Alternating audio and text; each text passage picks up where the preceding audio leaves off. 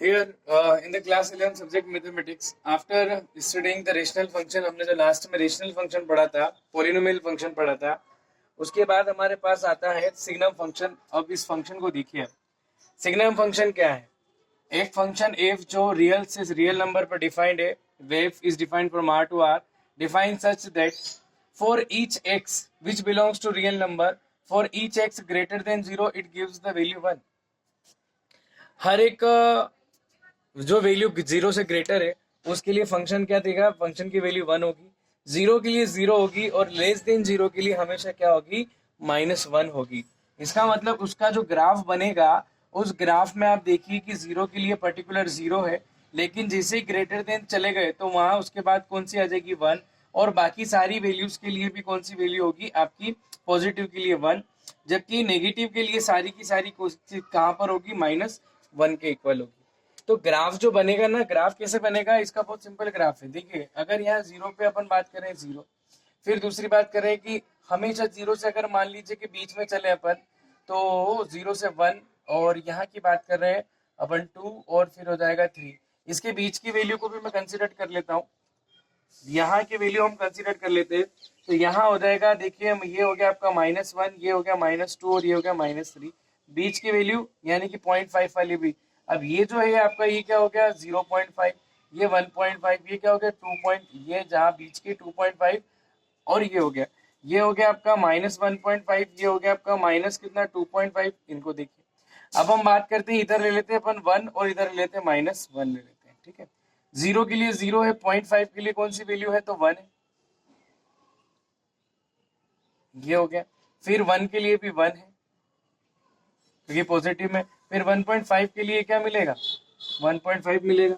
इसी तरीके से 2 के लिए क्या मिलेगा? ये 1 मिलेगा।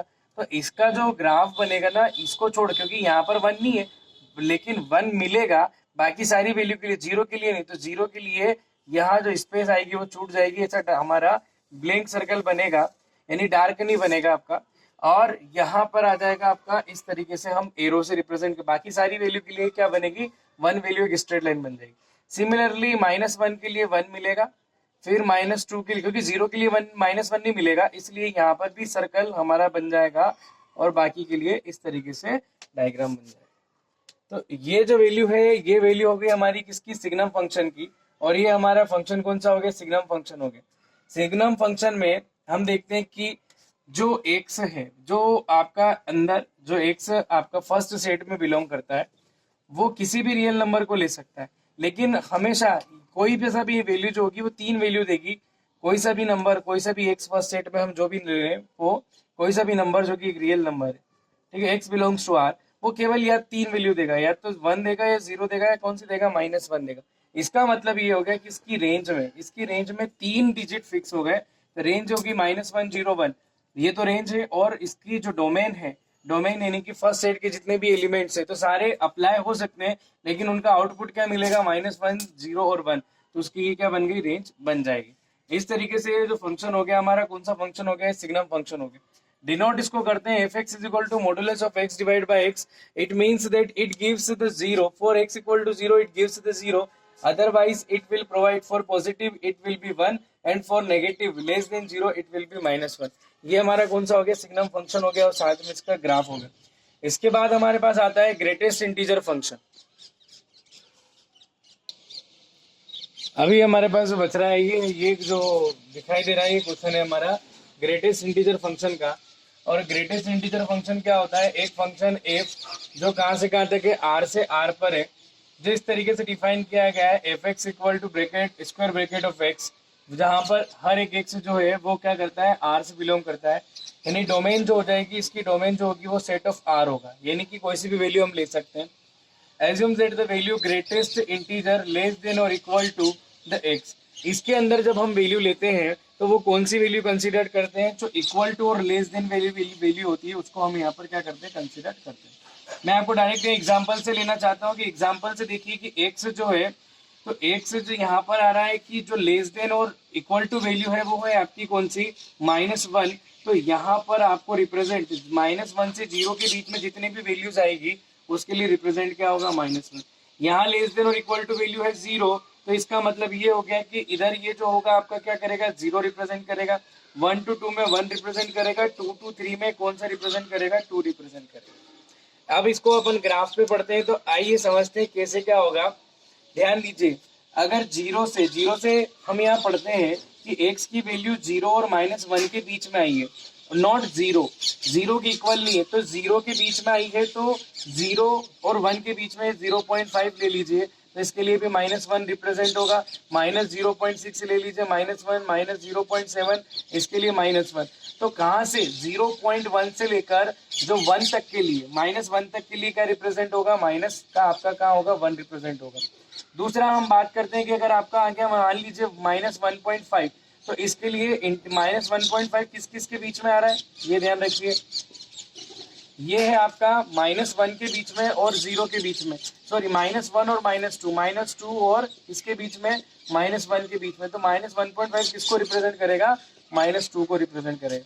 तो 1 से सभी आगे की वैल्यू के लिए 2 तक के लिए, -1 से 2 तक के लिए क्या रिप्रेजेंट करेगा, ये -1 को छोड़ दो, उसके आगे के लिए जितनी भी वैल्यू है सब उसके लिए कौन रिप्रेजेंट होगा, 2 रिप्रेजेंट होगा।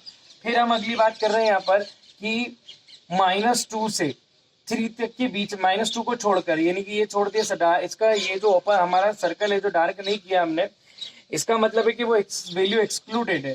तो यहाँ पर बात आ गई कि -2 से बढ़कर और कहाँ तक, हम -3 की बात कर रहे हैं, 2 को छोड़कर 2 और 3 के बीच में, और 3 के इक्वल वैल्यू जितनी भी रहेगी उसके लिए कौन रिप्रेजेंट होगा, -3 रिप्रेजेंट होगा। फिर हम चलते हैं 0 के लिए, 0 रिप्रेजेंट होता है, जिसे कि अपन ने पढ़ा 0 और 1 के। अब हम देखते हैं 0 और 1 के बीच की बात हम करते हैं, तो 0 और 1 के बीच की बात के लिए हम देखते हैं उसके लिए टोटल कौन रिप्रेजेंट होगा, 0 रिप्रेजेंट होगा, ये हो गया।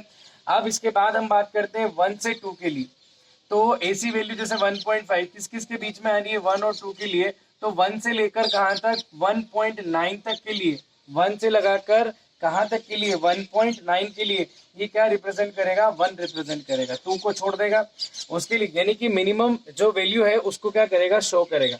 तो इधर अपन बात करते हैं आगे किसी 2 से 3 तक के लिए, तो 2.5 किस किस के बीच में आता है, 2 और क्या किसके, 3 के बीच में। तो 2.5 जो है, यानी कि लेस देन कौन इंटीजर है, पॉजिटिव में 2 है, तो इसका मतलब वो किसको रिप्रेजेंट करेगा, 2 को रिप्रेजेंट करेगा, 2 से लेके कहाँ तक, 3।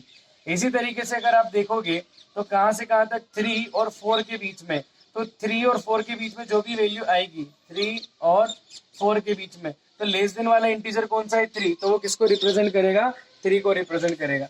इस तरीके से यहाँ पर हमने ये सीख लिया कि हमारे पास ये जो ग्रेटेस्ट इंटीजर फंक्शन है, ये क्या करता है, ये ग्रेटेस्ट इंटीजर फंक्शन जो होता है, ये लेस देन और इक्वल टू वाली जो वैल्यू होती है उसको क्या करता है, उस वैल्यू के लिए क्या करेगा, रिप्रेजेंट करेगा।